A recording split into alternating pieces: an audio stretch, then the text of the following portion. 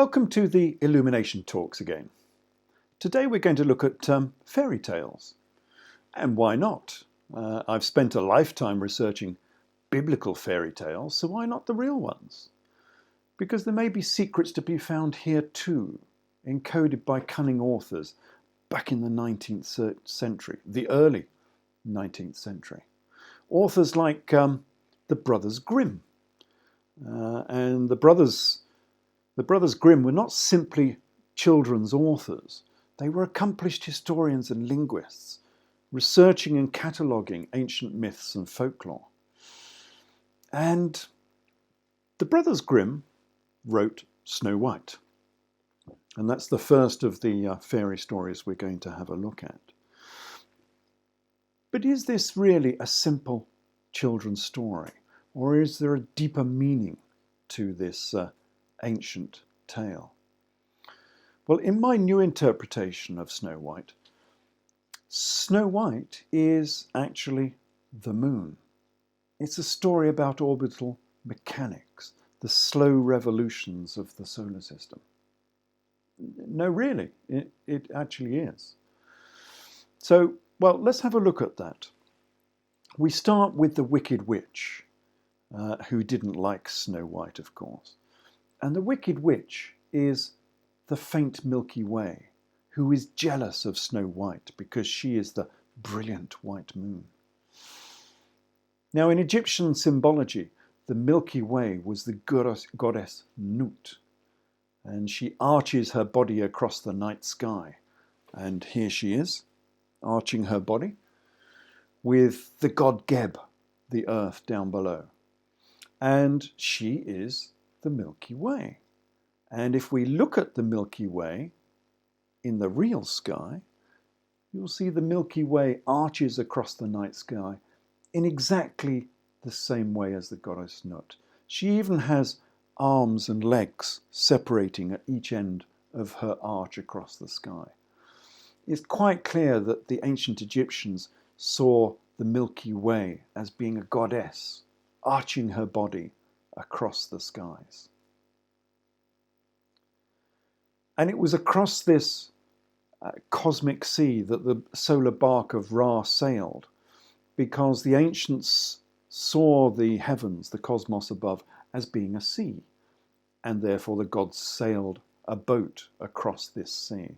And we'll come across this many times in this research, where you'll see a boat being sailed across the sea, and it's sort of told as a boat sailing up the Nile or across the Mediterranean, but it's actually a boat going across the cosmic seas above, the heavens above. So, back to the fairy tale. The 7 dwarfs are actually the 7 planets, because of course in ancient times there were only 7 planets. And the planets follow the moon in a long line along the ecliptic. Just as the dwarfs followed Snow White in the fairy tale, so the 7 planets follow the moon across the night sky, following each other along the line of the ecliptic. So, the Wicked Witch, the goddess Nut, looked down from the heavens, because she's a heavenly being, of course, into her Mediterranean mirror. And she saw that she was not the brightest and most beautiful celestial body. She was being eclipsed by the Snow White moon, this young, new, bright moon, who was outshining her in the night sky.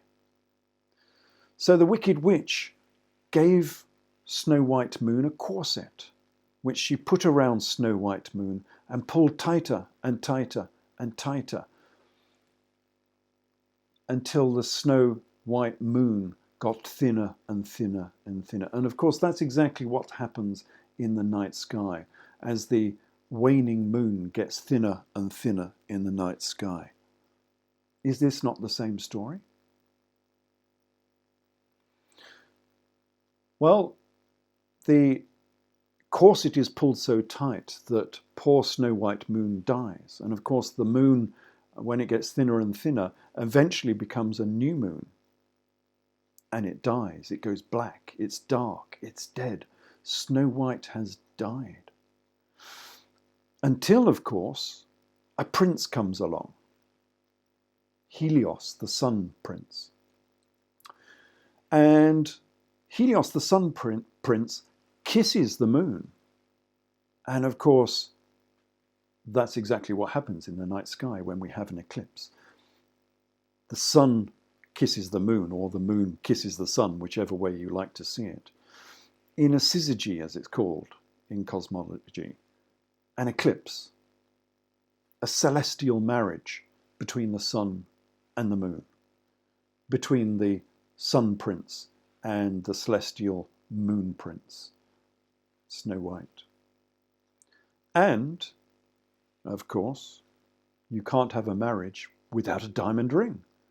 And so the sun gives the moon a diamond ring. And here it is.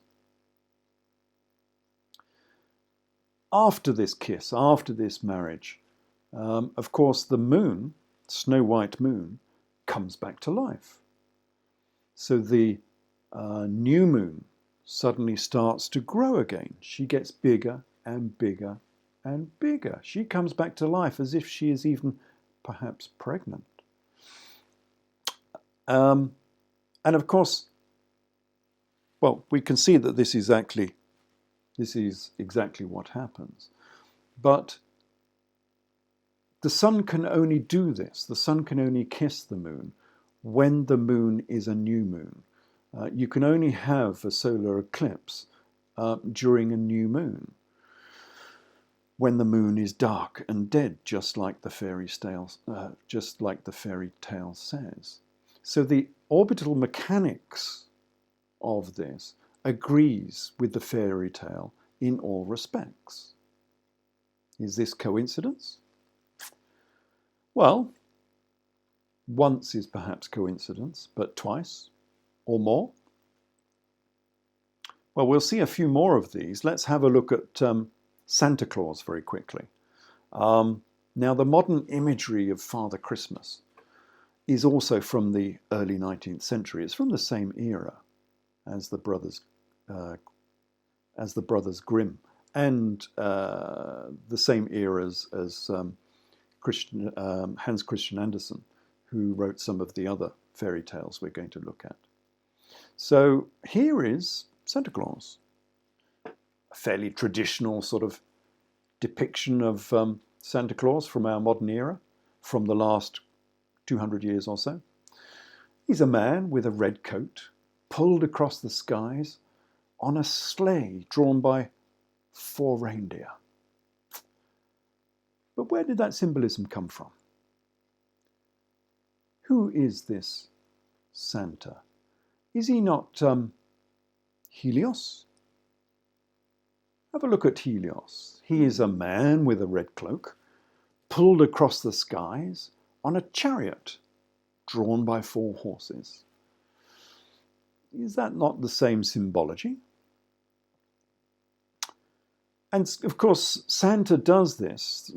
Santa has his great day at the winter solstice, the very time when the sunrise of Helios stops going towards the south and starts coming back to the north again. And when the sun does this, of course, this is the start of the new spring, of new life, of new prosperity. This is the very season that brings the new cornucopia, the horn of plenty, which was a consistent symbology throughout the Greco-Roman era. And here is the horn of plenty. But is that not the same as Santa's sock? Is not Santa's sock just the cornucopia, full of the goods and the treats, in this case given to the children, but very much the same as the horn of plenty? So the horn of plenty from ancient times, from the Greco-Roman era, has now become the sock of plenty. But it's the same imagery, it's the same symbolism. So many coincidences. And we'll see more of these later. So is this mere coincidence? Or has children's literature been infused with secret meaning? Secrets that have gone unnoticed for a century or more. Interesting, isn't it?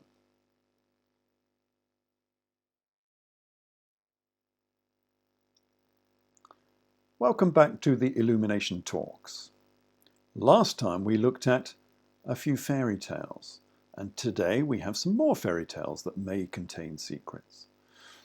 First of all, I want to look at Rapunzel, another fairy tale gathered by the Brothers Grimm back in the early 19th century, even if the tale dates from before their time. And perhaps this also contains hidden symbolism. So, what is the story of Rapunzel all about? Well, Rapunzel is the lost princess, locked in a tower, who has to let down her long golden hair for her charming prince. And here she is. She's sitting in her tower with her charming prince climbing up her long golden hair. How sweet. But what is this really all about? Who is this princess? Well, the radical answer, the answer I'm going to propose here, is that she is Mary Magdalene, the princess with long golden or ginger hair. And here she is. This is Mary Magdalene with the long ginger hair, her orange robes, and her alabaster jar. And we can tell that this is the Magdalene because of this symbolic dress code and appearance, because of that long ginger hair, which is so typical for the Magdalene, because of her orange and green robes, whereas Mary the Virgin always wore blue and white, of course, and because of that alabaster jar. Now, the alabaster jar is important because it was from this jar that she anointed Jesus at the house of Simon. And this was a hugely significant ceremony and event, which is central to the biblical story and to Roman history, if you know what the ceremony really meant. So here's another painting of Mary Magdalene. And again, you can see the long ginger hair, the orange and green robes. Her vest is most definitely green there.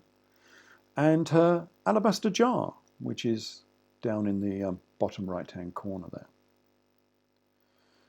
And this long ginger hair is important and significant because the Talmud calls Mary Magdalene Miriam Magdala Neseya, which means the dresser of ladies' hair, and is actually a play on words for Miriam Magdalene Nazarene, because the Talmud scribes knew that Mary Magdalene was a Nazarene from the Nazarene sect, the same sect as Jesus, as we've talked about in previous talks and lectures.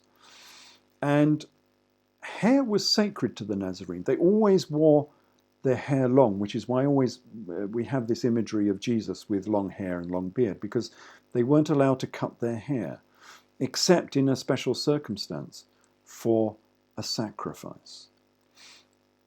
And also, we'll see in a later talk that Jesus and Mary Magdalene were indeed ginger-haired, which is a controversial topic, but I'll prove this to the satisfaction of most viewers.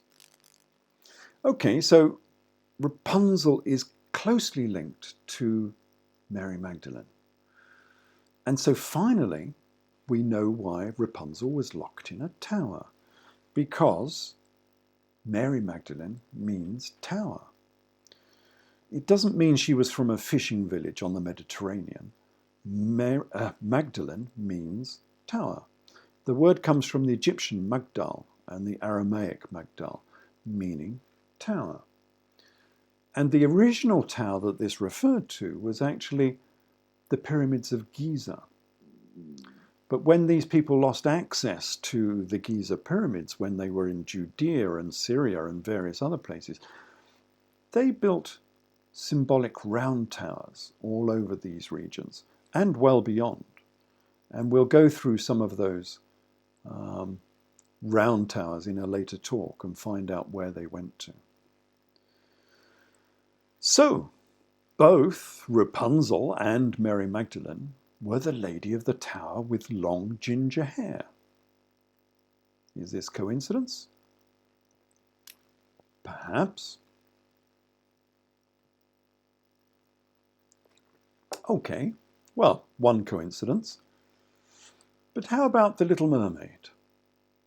Well, this fairy tale was written by Hans Christian Andersen, again in the early 19th century. It's almost as if there was a secret society of children's authors, all cooperating with each other and encoding this information within their children's stories. So here she is. This is the Little Mermaid, complete, of course, with her long ginger hair. And in the Disney version, she was called Ariel, which is a Jewish name meaning the Lion of God. And of course, she was called that because of her long ginger mane, as you can see. So what's the story of Little Mermaid all about? Well, Little Mermaid falls in love with a prince, as they always do, and she saves him from drowning and hopes to marry the prince. But this is an unrequited love because the prince marries another princess. And the poor Little Mermaid dies of a broken heart and becomes one with the foam of the sea, and then becomes a princess of the air. So now we know who the Little Mermaid really is, because the foam of the sea is the name for the goddess Aphrodite. That's what Aphrodite means. And here she is. This is Aphrodite standing in the foam of the sea, which is what her name actually means. So, the Little Mermaid is actually the Greek Aphrodite, the Roman Venus. And she is linked to the goddess Nut because the foam of the sea is the Milky Way. Okay, the cosmos above is the Great Sea, and the Milky Way is the foam on that cosmic sea, and here you can see it. This is the cosmos above with the foam of the sea upon the cosmic sea, the Milky Way. And it is from the Milky Way, of course, that Aphrodite was born. That's what her name means. Now, in a similar fashion, Mary Magdalene was also linked to the goddess Isis. And yet Isis is Astarte, who is Aphrodite, who is Venus. They are all one and the same goddess. But the Little Mermaid is also linked to Aphrodite, and therefore linked to Mary Magdalene. And again, the Disney Corporation seems to have been listening to this talk because Ariel had a painting of Mary Magdalene. And here it is. And this is a very specific painting of Mary Magdalene because this is Mary Magdalene and the Smoking Flame by Georges de la Tour. And here's the original. And yet they've placed this imagery within the Disney film, next, of course, to Ariel, the Little Mermaid. So someone has consciously and deliberately linked the Little Mermaid to Mary Magdalene. Is this all coincidence? It looks like historians of the 19th century knew many of these ancient secrets and encoded them within their work, which is interesting because it means there may be many secrets out there embedded within everyday literature and even within fairy tales.